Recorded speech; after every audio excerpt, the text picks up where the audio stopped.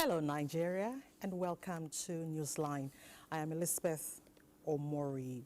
A Captain Claire passed the baton to me tonight, and we will fly and navigate smoothly with you glued to your TV set. Patriotism, feeling of attachment and commitment to a country. This attachment can be a combination of different feelings, but the question is, are you a patriotic Nigerian? Our correspondent who has been asking questions will tell us why the love for a country is important to national development. Oftentimes, we meet or know people who can speak more than 3 languages, but when some persons take this further, it appears extraordinary because some struggle with just 1 language. We will bring you an inspiring story of Fatima in Maiduguri, a multilingual who speaks 10 languages fluently. 10. A national asset, I guess. So, what do you see, share, or believe on the social media? How do you perceive or digest information sent to you in that media space? Wait for the answers. We have a wedding which has become the talk of town, if I may say. Plus, old friends meet after more than 5 decades, and they still got their steez. All this and more after the trending news of the day with beautiful Ogochukwuka. Ona Ogochukwuka, let's hear from you. Thank you, Lizzie. Welcome to the news segment.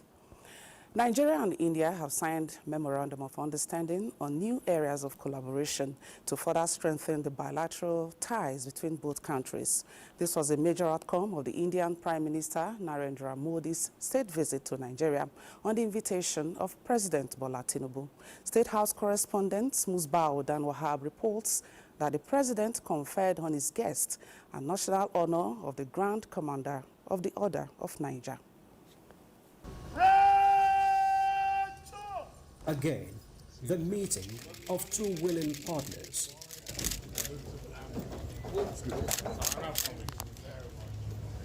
A partnership fast transforming from just bilateral relationship into a cordial friendship. This is a reverse order of their earlier meeting in New Delhi barely a year ago.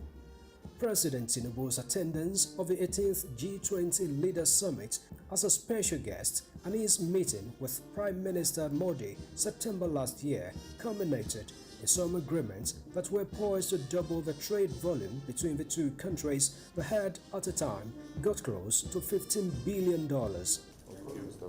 Now, the relationship is becoming as cordial as it could ever get, with Prime Minister Modi visiting Nigeria, first by any Indian leader in 17 years. There are long-standing cooperations on education, energy, health, technology, and culture, among others. The partnerships are now growing wider, with agreements signed on survey cooperation, culture and exchange program, as well as customs cooperation. Nigeria values its excellent relationship with India, and we work to broaden the same for mutual benefit of our 2 friendly countries. You stood side by side with Nigeria on many fronts for many decades. I'm confident that our discussions will enhance Nigerian-Indian relations on the basis of mutual respect and shared mission. Today will add a new chapter in our relations, and together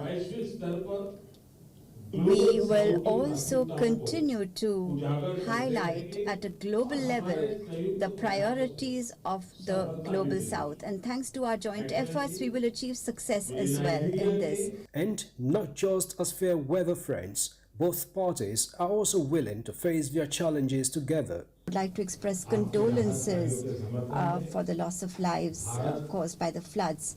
To support your relief efforts, India is sending 20 tons of humanitarian aid to Nigeria.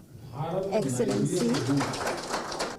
The state visit dovetailed into a special lunch where President Bola Tinubu decorated his guest with the 2nd highest national honor in the land, Grand Commander of the Order of Niger, GCON. Again, it's ending in a warm handshake that will further shape the relations in years to come. From the State House, Musbah and Wahab, NTA News. And similarly, India and Nigeria have shown their support and commitment to strengthening the already existing relationship with the two countries following a two-day visit of the Indian Prime Minister Shri Narendra Modi to Nigeria. India's Secretary on Economic Relations, Damu Ravi, made this known during a press briefing in Abuja. Francis Udojo has the details. Damu Ravi at the press briefing described the visit of India's Prime Minister Narendra Modi as unprecedented, with bilateral cooperation focusing in the field of trade and investment, security, education and health. As you all are aware, the India-Nigerian relationship very strong, underpinned by a strong economic cooperation and trade and investments. There are about 200 Indian companies who have invested about $27 billion in this country, and the two leaders have discussed ways to further expand this economic partnership for the mutual benefit of the two countries. The high delegation level talks, Damu Ravi said, will also enhance strategic partnership in agriculture, railway transportation, as well as job creation, scholarships, and partnership in digital education program. Both leaders have also discussed global and regional issues, and in that context, they have reiterated their commitment to further deepen their commitment to the Global South and how to take forward the agenda of the Global South in the global discourse.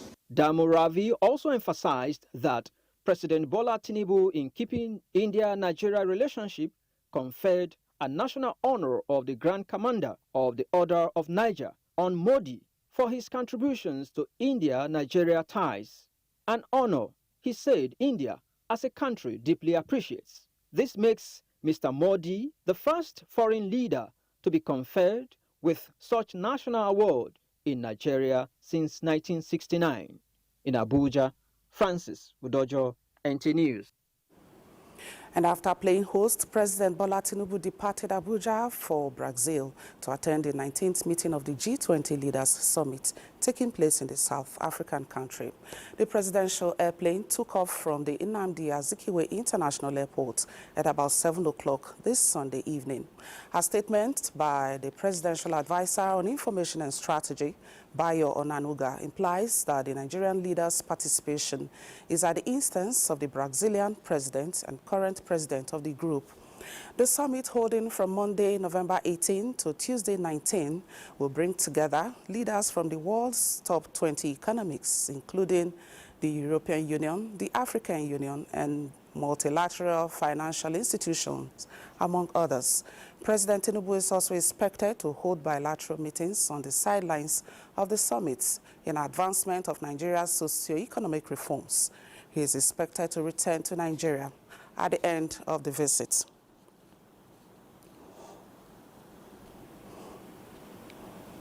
All right, sincere apologies that Rio de Janeiro is in South America.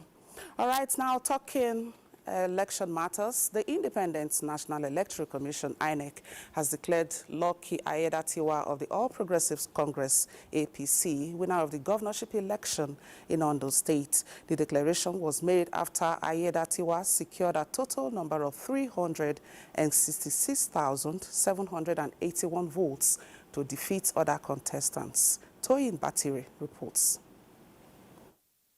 The returning officer for the governorship election in Ondo State and Vice-Chancellor of Federal University of Lokoja, Professor Layemi Akinwumi, announced the final results after collating all the results from the 18 local government areas of the state. Professor Akinwumi said Lucky Aiyedatiwa polled 366,781 votes to defeat the candidate of the People's Democratic Party, PDP, Agbola Ajayi, who scored 117,845 votes. Aiyedatiwa Lucky Orimisan of APC 366781.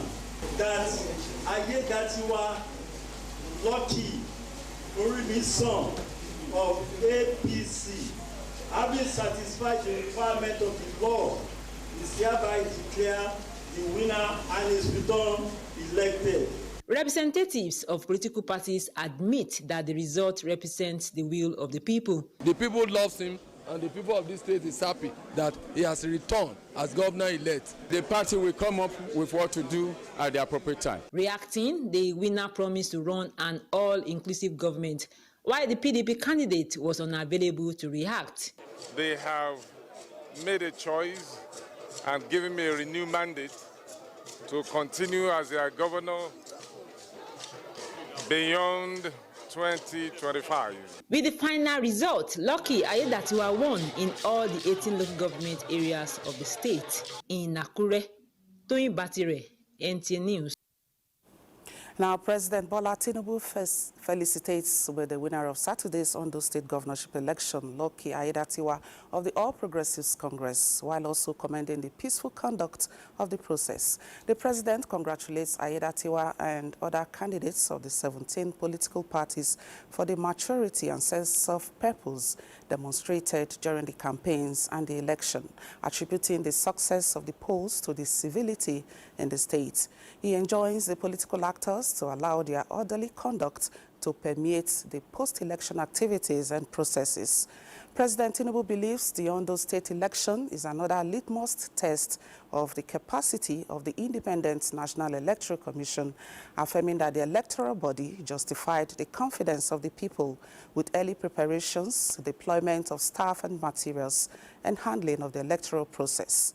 The president also commends INEC for the efficiency of uploading more than 98% of the results on the same day of the elections.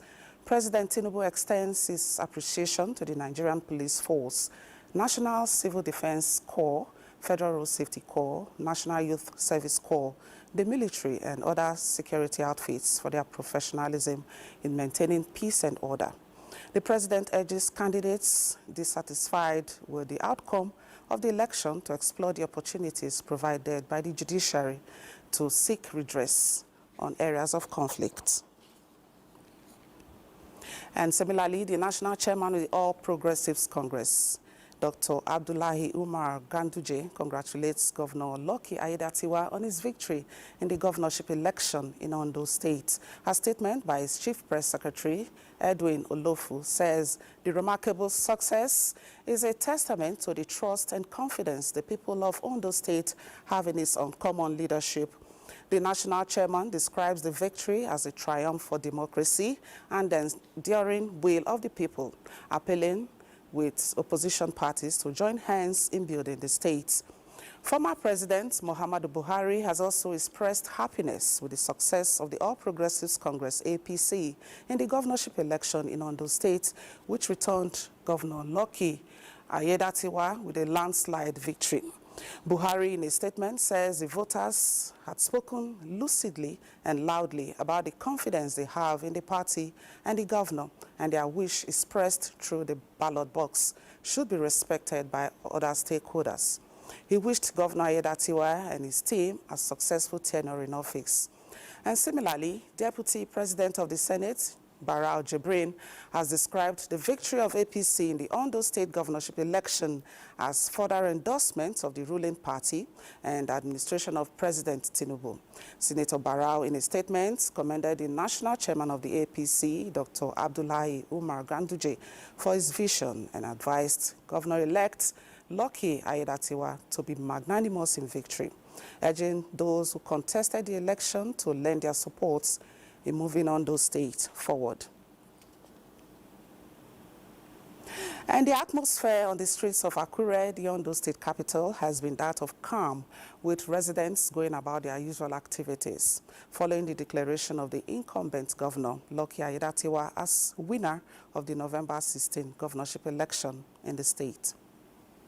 The people of Ondo State have decided and spoken loud through their ballots by electing Lucky Ayedatiwa of the All Progressives Congress, APC, to pilot the affairs of the state for the next 4 years. The calm and tranquility on the street of Akure was palpable as people went about their usual businesses. Some members of the public commended the electoral umpire for conducting a free and fair election while they applauded security operatives for ensuring that there is no breakdown of law and order in the state. It's a victory for democracy. We've been expecting it. It was fair and very, very peaceful. So, I feel like this one is the best election so far in Ondo State. The election has come and gone. The expectations of the people from the government are high, ranging from infrastructural development to the formulation of policies that will enhance growth in every sector of the economy.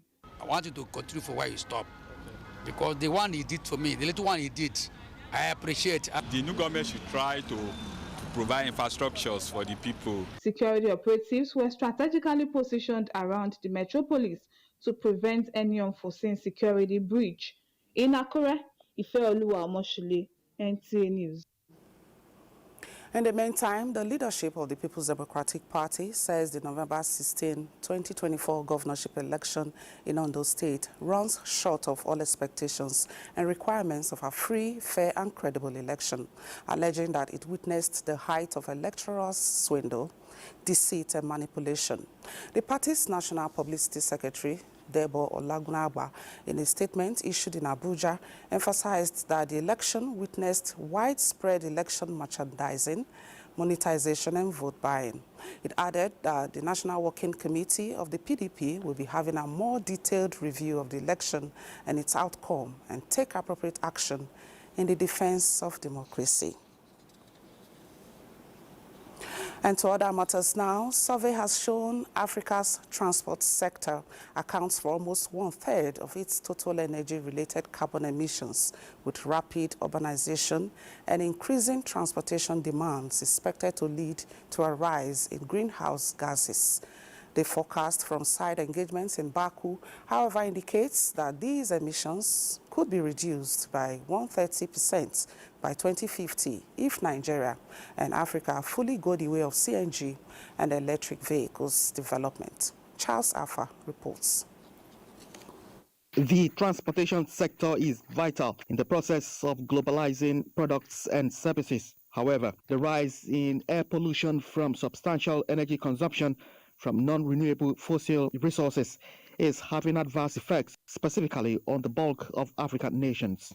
There is growing acknowledgement that greenhouse gases are responsible for climate change, and the combined utilization of fossil fuels across several industries account for more than 70% of the overall greenhouse gas emission on a global scale. Conversations here are on the huge potential Nigeria has and how can Africa revolutionize its energy sectors through investment in electric vehicles and renewable energy development. If you look at it, for example, the largest polluting sector is the transportation sector, and we're 200 million people. In less than 30 years, we're projected to be about 500 million people. So imagine the number of cars. Therefore, Nigeria must, at this stage, begin to look at alternatives, and the best alternative is electric vehicles. Although the Nigerian government has long begun the procurement of CNG buses and conversion of combustive to electric cars, affordability, establishment of more conversion and charging centers to cater for the need of many developing countries, delegates here believe are gaps that must be closed. That is why we are here. We've done the pilot to prove that it's workable and it's doable. And that's why we are here looking for partnerships and funding from different private and the national government for that transition. The government has set up an enabling environment that you can do this business by reducing the tax so that you're able to import all those components so that you're able to assemble it in Nigeria. Decarbonizing the transportation sector in Africa, starting with Nigeria, some say requires a huge investment and collaboration from the government and private sector for it to happen. In Baku, Azerbaijan, Charles Alpha, NTA. Involvement of the citizens in formulating fiscal policies gives the government a direction to coming up with people-oriented projects. And at the annual Citizens Interactive Meeting, which precedes the state budget presentation, the secretary to the Gombe state government says the choice of the people determined the projects embarked upon by the state government in the past 5 years. Emmanuel Akila reports. Since 2019, the annual budget process in Gombe State begins with the Citizens Consultative Meeting. And that, the government says, is to give the citizens a say into the fiscal document of the coming year. A participatory democracy like ours emphasizes transparency, accountability, and stakeholders' participation, which usually shape policies and initiatives that derive economic growth and development. We do not sit as Executive Council to determine what the people of Gombe want, but we come back to the people to request for your inputs. The citizens are interested. City Hall is full because people have been given the right to say their mind, to tell us what they want, to tell government, so that government will try as much to implement what they want. Representatives of the people at the annual Citizens Interactive Meeting include civil society organizations, traditional rulers, and religious leaders. Given the enabling environment for even citizens to give whatever input, like you've heard from them, they were saying 71 citizens nominated budgets were submitted, and only 48 were maybe executed, included in the budget and executed. The State Ministry of Budget and Economic Planning, in collaboration with that of Finance and Economic Development, put up the consultative meeting to capture the views of the people from all aspects of development to be reflected in the 2025 fiscal document. In Gombe, Emmanuel Akila, NTA News. Attempts by drug syndicates to export large consignments of illicit drugs through the two Nigerian international airports of Abuja and Lagos to the United Kingdom, Italy, Turkey and Qatar have been thwarted by operatives of the National Drug Law Enforcement Agency, NDLEA, of which the masterminders have been arrested. Sawa Khalil Ibrahim reports on this and other NDLEA operations. Total of 13 parcels of cocaine weighing 4.40 kilograms going to the United Kingdom were intercepted by NDLEA officers at the export shed of the Lagos airport on 5th November 2024, while a businessman linked to the consignment was tracked and arrested on 8th November 2024. Similarly, the bid by another businessman to export 7,800 pills of tramadol, 180 tablets of rofinol, and 60 bottles of codeine to Italy was also fueled at the departure hall of the Lagos airport on Monday, 11th November. He was arrested after recovering the opioids concealed in food and other items while attempting to board a flight to Italy. NDLEA officers on Friday, 15th November, raided a hotel room in an estate in Abuja, where they arrested 2 suspects. Recovered from them was 1.8 kilogram of methamphetamine, which they were preparing to travel with to Qatar. In another intelligence-led operation, some task force foiled an attempt by a trans-border trafficker to smuggle 50,000 pills of tramadol from Ghana into Lagos. In Abuja, Salwa Khalil Ibrahim, NTA News. And in global updates, voting ends in Senegal's parliamentary elections, just as Venezuela frees more than 200 post-election violence detainees. Chukunonso Nwabweze has the details. The polls, which opened 8 a.m. and closed 6 p.m. local time, saw more than 7 million registered voters cast their ballots for candidates of their choice in the 165-seat assembly for the next 5 years. Senegalese Prime Minister Ousmane Sonko, who was among the early electors to vote, sued for calm. Top priorities for voters are jobs and the economy, which President Diomaye Faye pledged to transform with the needed majority in the parliament. Analysts say Senegalese voters have historically confirmed their presidential choice during parliamentary elections, and the ruling PASTEF party is the favorite to win. In a related development, collation of results is ongoing in Gabon's referendum on whether to approve a new constitution for the country that would allow presidential candidates to be exclusively Gabonese, amongst other amendments. Reports put the voters' turnout at over 70%. In other news, Venezuelan authorities have freed 225 people detained in the protests against the disputed re-election of President Nicolas Maduro in July. Over 2,400 people were arrested during the unrest that followed the re-election of Nicolas Maduro, which the opposition alleged was fraudulent. The violence left at least 28 dead and nearly 200 people injured, according to prosecutors. The detainees are said to include 164 minors, 69 of whom are allegedly still being held. Chukunonsonwa Boeze, NTA News. And now sports update with Bade Adeleye. All right, let's begin with football, as all is now set for the final group match of the 2025 Africa Cup of Nations qualifiers between Nigeria and Rwanda, billed for Monday evening at the Gospel Akpabio International Stadium in New York.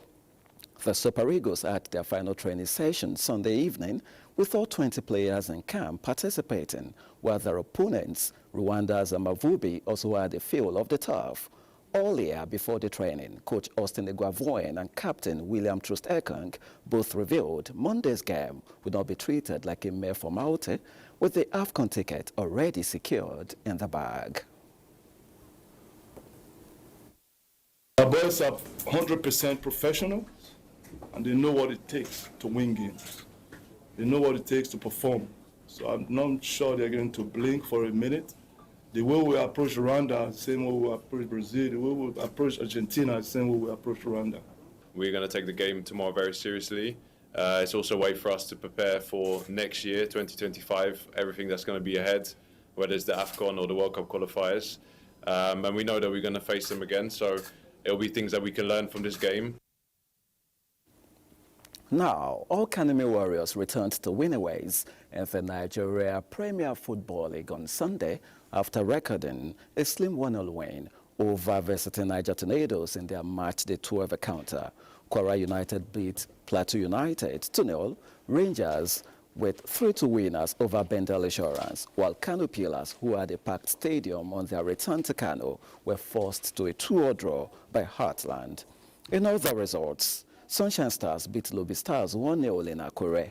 The battle for the top spot between Remo Stars and Rivers United ended goalless, while Ikorodu City recorded a 2-1 win over Shooting Stars in their first ever Southwest derby. Now, Edo State Governor Monday Okpebolo has charged Edo Queens to do the country proud by becoming the first Nigerian side to win the CAF Women's Champions League. After finishing top of Group B, Kwotse of their late comeback win over Mamelodi Sundowns, the Nigerian champions are set to face TP Mazembe at the semi-finals on Tuesday, and the governor, during a video call on Sunday with the technical crew and players of the team, assured them of the needed support to make their dream a reality.